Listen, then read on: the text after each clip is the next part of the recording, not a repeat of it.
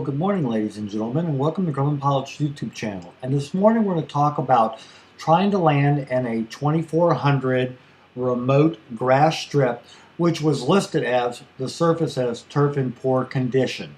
And then also, too, that the FAA will say that the aircraft experienced a hard landing, lost control, and went off the runway.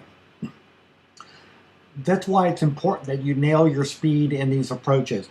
But the takeaway from all this is that the owner and the GPA got involved very quickly with the insurance company about the airplane so that it wouldn't be like totaled immediately and then Wentworth would come and cut the wings off, cut the landing gear off, and that would be it. But the owner had just spent a great amount of time and money getting his airplane beat into really good shape, and he wanted to save it. And so now Jimmy Candiletti of Mid-Atlantic Yankee Aviation, as well as Matt Wing, the Shop Monkey, and others are up at the remote field today, loading the aircraft, getting it ready for the recovery to be brought home.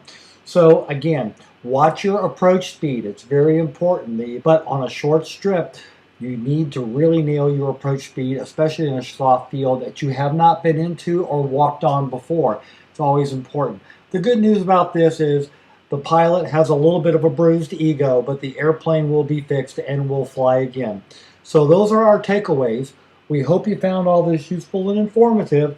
Thank you so much for watching, and have a good day flying your Grumman.